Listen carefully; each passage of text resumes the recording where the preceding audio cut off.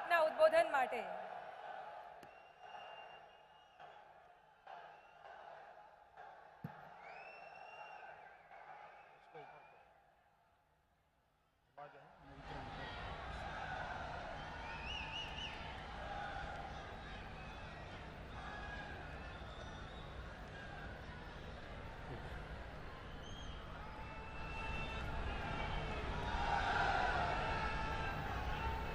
भारत माता की, भारत माता की। मंच पर विराजमान दादरा नगर हवेली और दमन दीव के प्रशासक श्रीमान प्रफुल्ल भाई पटेल, संसद में मेरे साथी श्री नटू भाई पटेल, श्री लालू भाई पटेल, वलसाड़ से डॉक्टर केसी पटेल, महाराष्ट्र से श्री राजेंद्र गावित जी और दमन दीव सेलवास के मेरे प्यारे भाई और बहनों, आज प्रधान सेवक के तौर पर मैं फिर एक बार आपके बीच हूं। लेकिन उससे पहले भी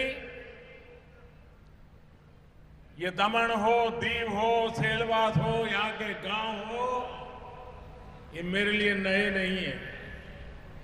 कई बार आने का अवसर मिला है। दादरा नगर हवेली और दमन दीव की सड़कों पर कभी स्कूटर में घूमने का मौका मिलता था। यहां के खान पान, रीति रिवाज, यहां की नागली, सब कुछ जब यहां आता हूं तो पुरानी बातें याद आती हैं। आपके प्यार ने मुझे अभिभूत किया है। साथियों, 2017 में जब अप्रैल के महीने में मैं आपके बीच आया था तो अनेक योजनाओं का शिलान्यास किया था। मुझे खुशी है कि इतने कम समय में अधिकांश का कार्य पूरा कर लिया गया है और उनमें से कई का आज लोकार्पण किया जा रहा है। आज जब एक बार फिर आपके बीच हूं तो यहां 1400 करोड़ रुपए से अधिक के प्रोजेक्ट का लोकार्पण और शिलान्यास किया गया है। ये परियोजनाएं यहां की कनेक्टिविटी, इंफ्रास्ट्रक्चर, स्वास्थ्य और शिक्षा, पर्यटन, संस्कृति, विरासत, इन सब अनेक पहलुओं से जुड़ी हुई। यहां के उद्योगों को बढ़ावा देने के लिए आज यहां नई इंडस्ट्रियल पॉलिसी और नई आईटी पॉलिसी भी लॉन्च की गई है।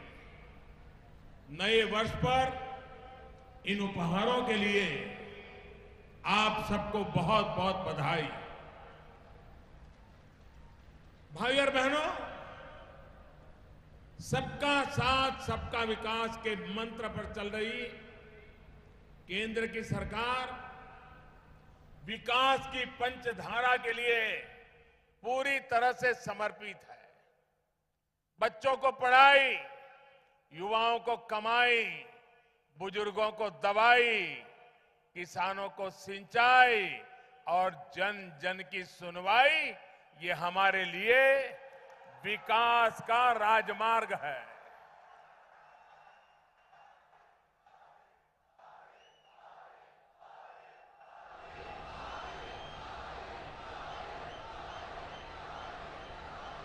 मुझे देखकर भी खुशी होती है कि पिछले 5 वर्षों में दमन, दीव और दादरा नगर हवेली का विकास नई ऊंचाई पर पहुंचा है।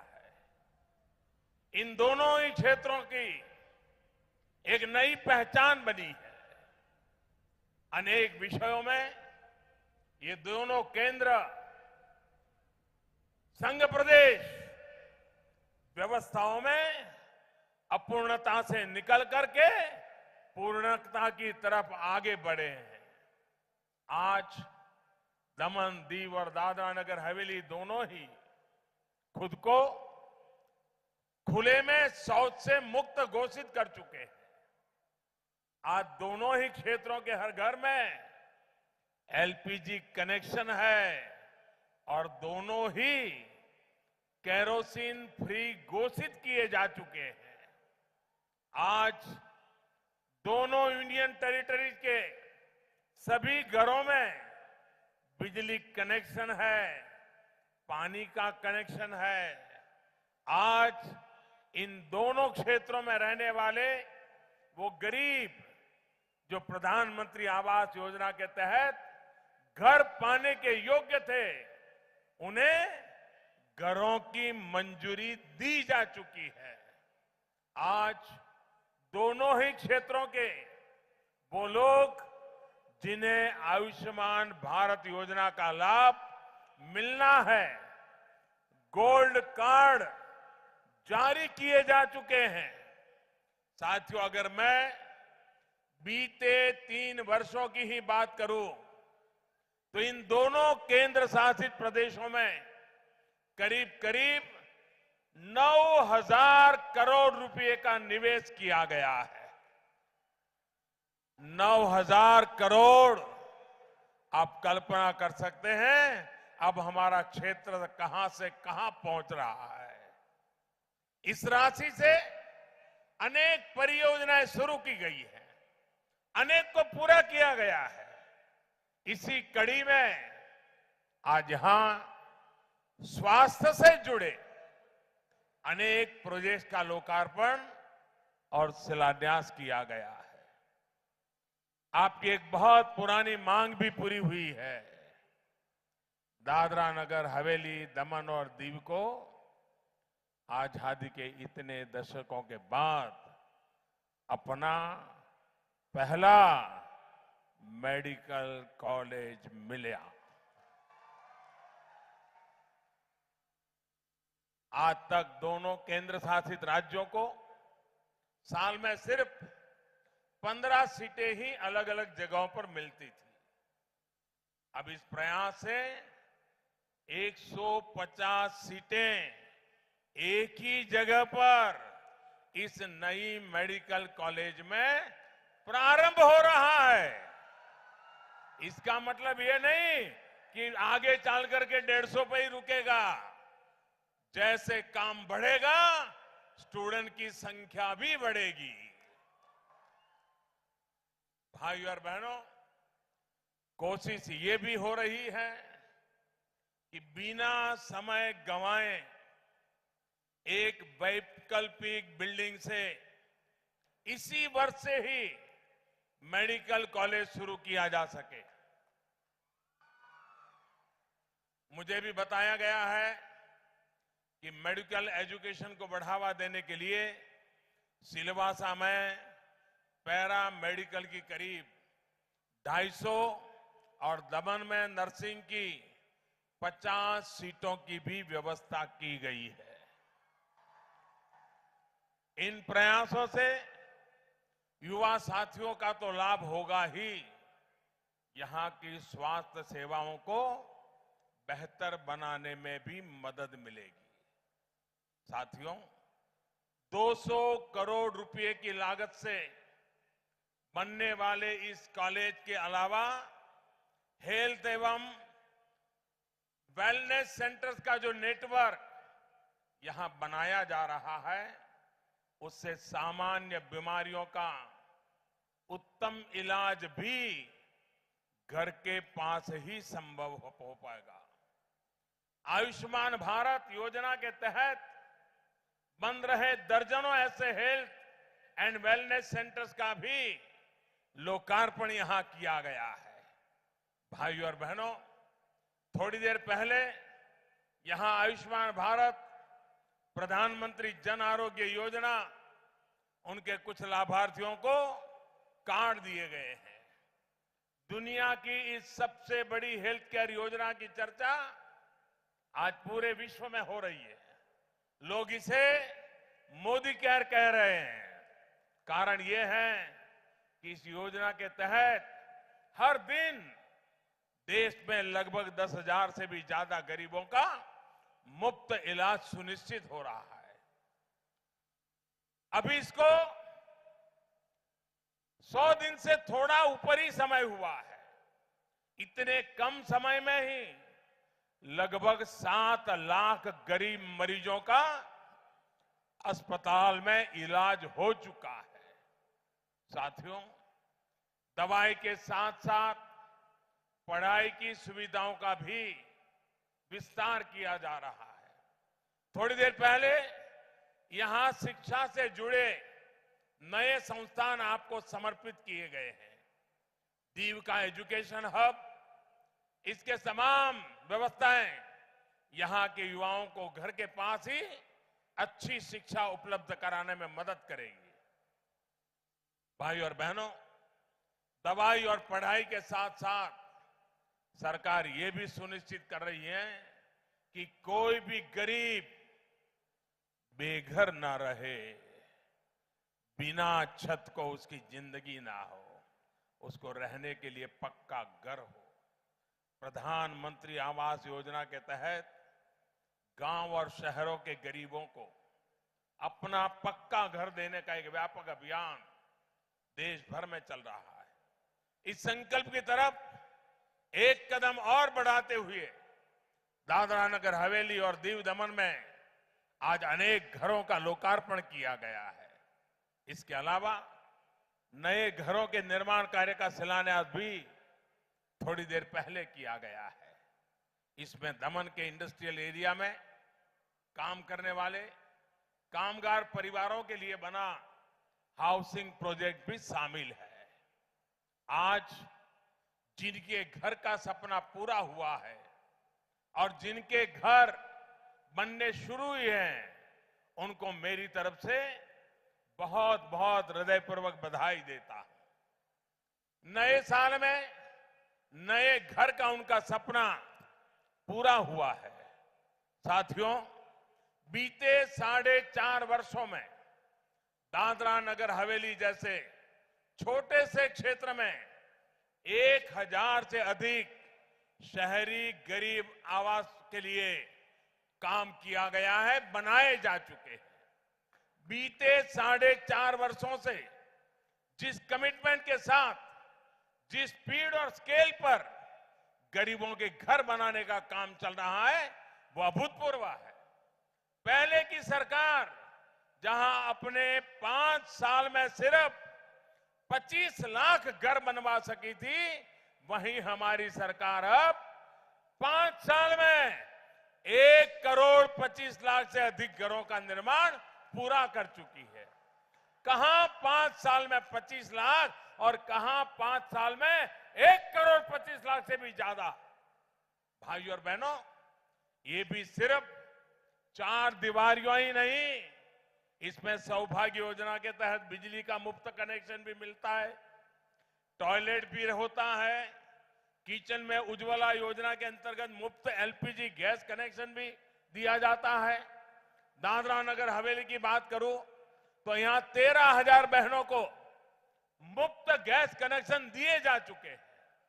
इस प्रकार की तमाम सुविधाएं गरीब के आत्मविश्वास को बढ़ाने में सहायक सिद्ध हो रही है। साथियों, सामान्य मानवीय का जीवन सरल और सुगम हो, इसके लिए देश के स्मार्ट व्यवस्थाओं का निर्माण हो रहा है। सिलवासा और दीव शहर को स्मार्ट सिटी बनाने के लिए अनेक योजनाओं पर काम चल रहा है। यहां की सड़कें हो, गलियां हो, सीवर और पानी की व्यवस्था हो, साफ सफाई की सुविधा हो, हर स्तर पर काम हो रहा है। थोड़ी देर पहले स्मार्ट सिटी से जुड़े अनेक प्रोजेक्ट्स का लोकार्पण और शिलान्यास किया गया है। साथियों, सिलवासा तो इस पूरे क्षेत्र की आर्थिक गतिविधियों का ऊर्जा केंद्र है। अनेक उद्योग यहां पर है और भविष्य में भी यहां उद्यमों में के लिए अनेक संभावनाएं हैं। सिलवासा नगर निगम का भवन हो, सीवेज ट्रीटमेंट प्लांट हो, कनेक्टिविटी को सुदृढ़ करने वाले प्रोजेक्ट हो, ये सभी यहां के जीवन को आसान बनाने वाले हैं। साथियों, सिलवासा के साथ साथ दमन और दीव भी विकास को रफ्तार दी गई है। दमन गंगा पर बने नए पुल, नई सीवेज लाइन और ट्रीटमेंट प्लांट जैसी सुविधाओं से दमन वासियों का जीवन सुगम होने वाला है। वहीं मोटी दमन में बनी सी वॉल अब सागर की लहरों से आपकी सुरक्षा करने वाली है।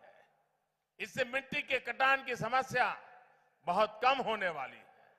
साथियों, पिछली बार जब मैं यहां आया था तो अनेक आदिवासी परिवारों को जमीन के पट्टे बांटे गए थे। आज भी कुछ साथियों को जमीन के अधिकार पत्र सौंपने का अवसर मुझे मिला है। भाइयों और बहनों, जमीन हो, जंगल की पैदावार हो, पढ़ाई लिखाई हो, खेल से जुड़ी प्रतिभा हो, हर स्तर पर आदिवासियों के कल्याण के लिए व्यापक प्रयास किए जा रहे हैं। वन धन योजना के तहत जो जंगल की उपज है उसमें वैल्यू एडिशन और उसके उचित प्रचार प्रसार के लिए देश भर में सेंटर बनाए जा रहे हैं। जंगल से जो उपज आदिवासी बहन भाई इकट्ठा करते हैं उनका सही मूल्य मिल सके, इसके लिए समर्थन मूल्य का दायरा बढ़ाया गया है। साथियों, आदिवासी समाज की कमाई के साथ साथ कल्चर के संरक्षण के लिए भी गंभीर प्रयास हो रहे हैं। आज भी यहां एक इतिहास और सांस्कृतिक विरासत से जुड़े अनेक प्रोजेक्ट्स का प्रारंभ हुआ है। कल्चरल सेंटर हो, पुराने किलों का संरक्षण हो, दीव में आईएनएस खुखरी से जुड़े स्मारक स्थल हो, ये निश्चित तौर पर स्थानीय संस्कृति के संरक्षण और उसके प्रचार प्रसार में अहम सिद्ध होने वाले हैं। साथियों, संस्कृति और गौरव, इतिहास के ये स्मारक हमारी भावनाओं के प्रहरी तो है ही, युवाओं के लिए रोजगार के अनेक अवसर भी बनाते हैं। ये टूरिज्म को ताकत देते हैं। दादरा और नगर हवेली में पर्यटन के लिए बहुत संभावनाएं हैं।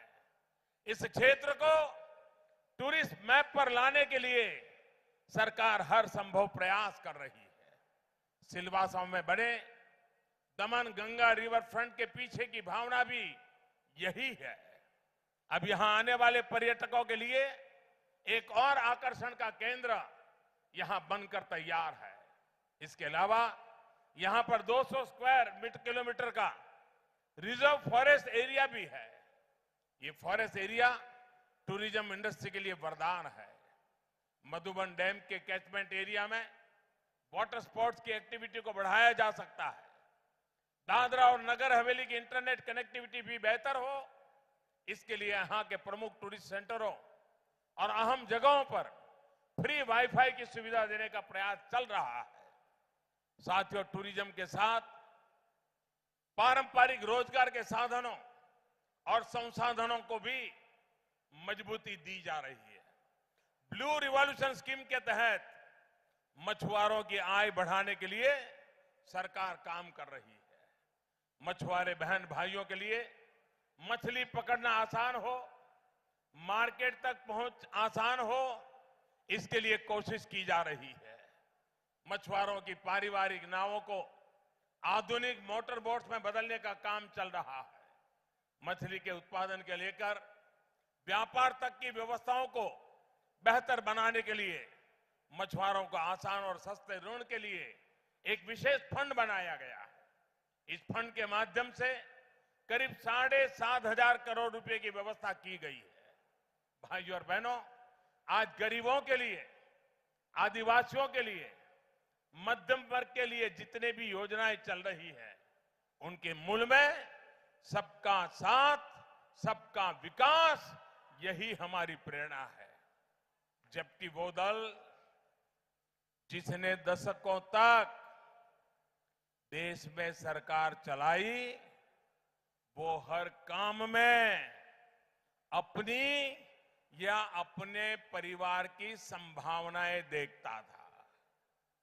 यही कारण है कि वहां काम से ज्यादा नाम पर जोर दिया गया। साथियों, इस पुराने सरकारी संस्कार को, आदतों को हमने बदला है। हमने नाम के बजाय काम पर ध्यान दिया है। आज सरकारी योजनाओं का नाम क्या होता है?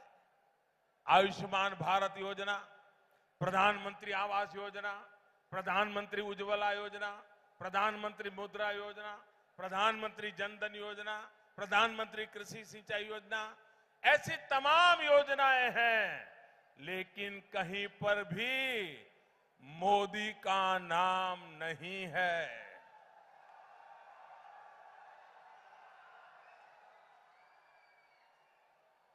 ये दिखाता है कि हमारी नीयत जनता के विकास की है, परिवार के विकास की हमारी न संस्कृति है न हमारा इरादा है।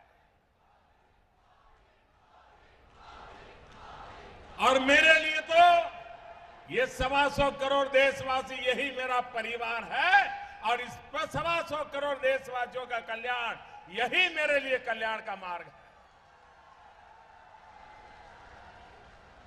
साथियों, यही साफ नियत और स्पष्ट नीति इनको जरा खटक रही है। मोदी सरकारों के पुराने संस्कारों को क्यों बदल रहा है? इससे इनको तकलीफ हो रही है। इन्हें दिक्कत है कि मोदी भ्रष्टाचार के खिलाफ इतनी कड़ी कार्रवाई क्यों कर रहा है। करना चाहिए कि नहीं करना चाहिए? भ्रष्टाचार के खिलाफ लड़ना चाहिए कि नहीं लड़ना चाहिए? देश को भ्रष्टाचार से मुक्ति दिलानी चाहिए कि नहीं दिलानी चाहिए? इन्हें परेशानी है कि सत्ता के गलियारों में घूमने वाले बिचौलियों को मोदी ने बाहर क्यों निकाल दिया।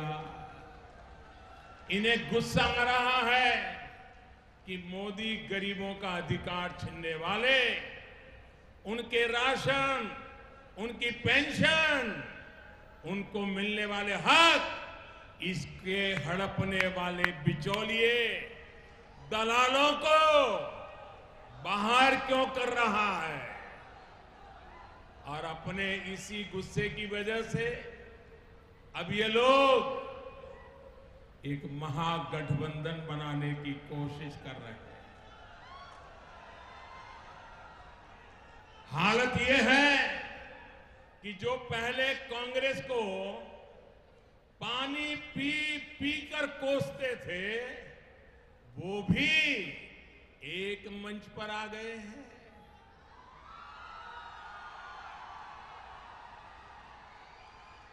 साथियों, ये महागठबंधन सिर्फ मोदी के खिलाफ ही नहीं, ये देश की जनता के भी खिलाफ है।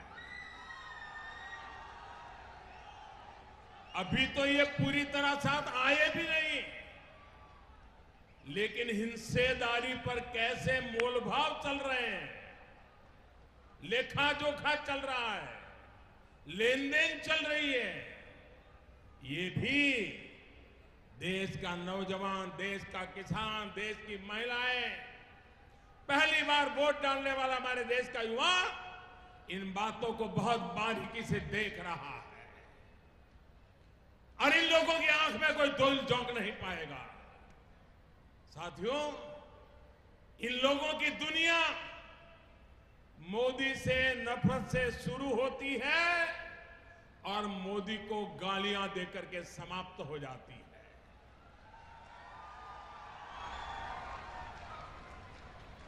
मेरी दुनिया मेरी सुबह 125 करोड़ देशवासियों के कल्याण के संकल्प के साथ शुरू होती है, और दिन भर पसीना बहा करके जब रात को सोने जाता हूं, आज कितना अच्छा काम किया, इसी पे लगा रहता हूं। मेरा आदि भी वही है, मेरा अंत भी वही है। इनकी दुनिया अपने परिवार को, अपने भाई भतीजों को आगे बढ़ाने पर केंद्रित है और बड़े गर्व के साथ घोषित किया जा रहा है। भाइयों बहनों, मेरी दुनिया तो मेरे 125 करोड़ देशवासी आगे बढ़े उसी के लिए समाहित है।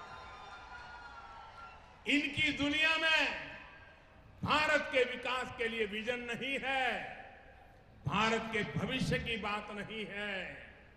वहीं मेरी कोशिश भारत को 21वीं सदी में दुनिया का श्रेष्ठतम देश बनाने की है। भाइयों और बहनों, अपने परिवार, अपनी सल्तनत को बचाने के लिए ये कितने भी गठबंधन बना ले, अपने कर्मों से ये नहीं भाग सकते। उनके कुकर्म डगर डगर पर उनका पीछा कर रहे हैं, वो बच नहीं सकते। सिर्फ मोदी का विरोध इनकी स्वार्थ की राजनीति को अखबारों में जगह दे देगा, मीडिया में चमकते रहेंगे, लेकिन देश की जनता के दिलों में देश को तबाह करने वाले लोग कभी भी जगह नहीं बना पाएंगे। भाइयों बहनों, आपको शायद पता नहीं है, जो लोग जनता से उखड़ जाते हैं, जनता जब उनका मिजाज बदल देती है, जब उनके पैरों की जमीन खिसकने लगती है, तो आकुल व्याकुल हो जाते हैं। अभी कलकत्ते में आप देखिए, पश्चिम बंगाल में भारतीय जनता पार्टी का सिर्फ एक एमएलए है। एक, कितने? एक।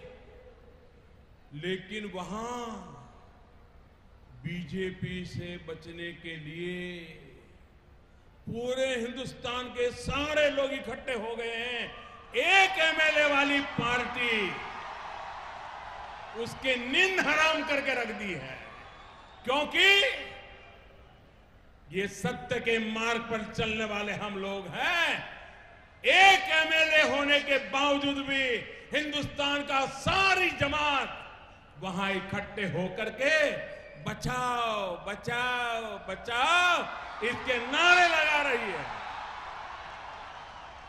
मैं पश्चिम बंगाल की जनता को बधाई देता हूं। मैं पश्चिम बंगाल की भारतीय जनता पार्टी को बधाई देता हूं।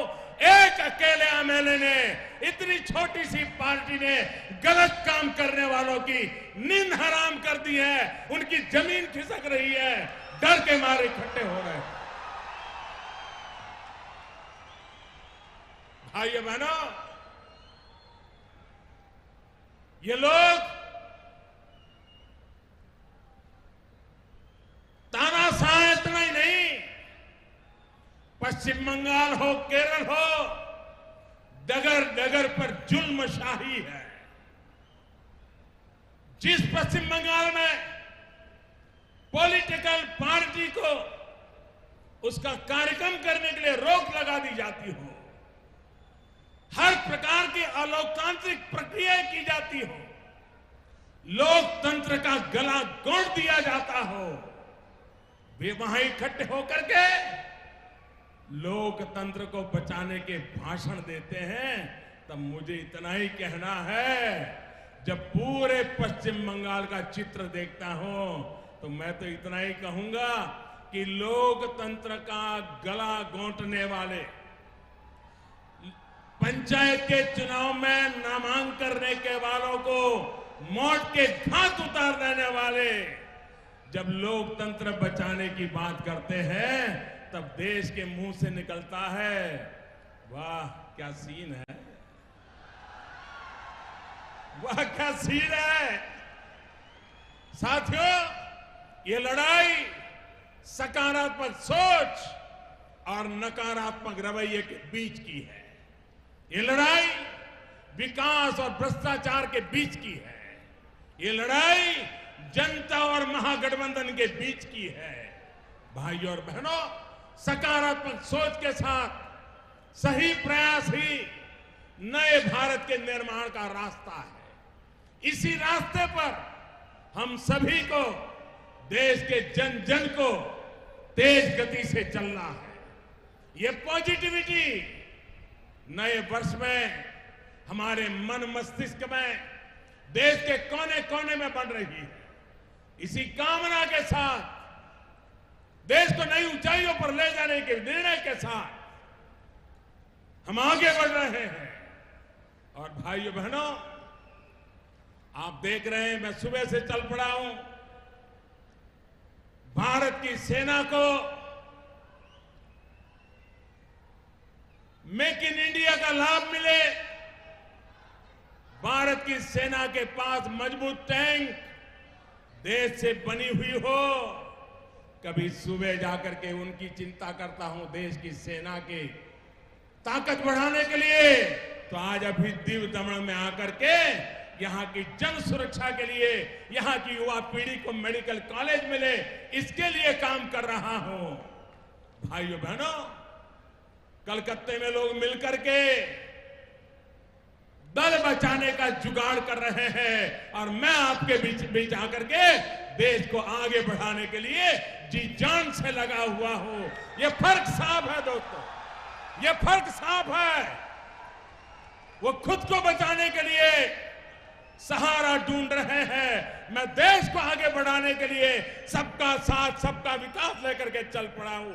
और आज इतने छोटे से दीव दमन में लाखों की तादाद में आकर के आपने जो आशीर्वाद दिए हैं, जो प्यार दिया है,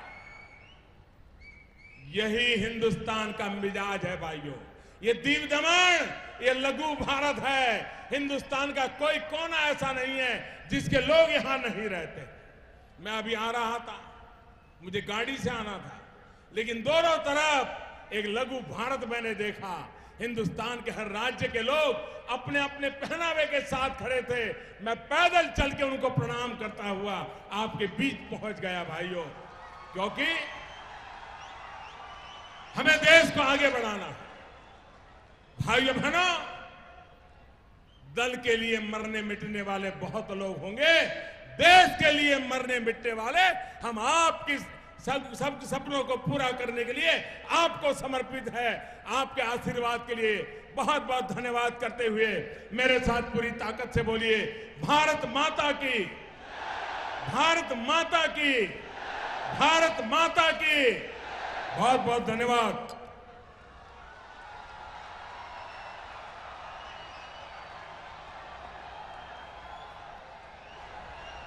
बहुत बहुत धन्यवाद।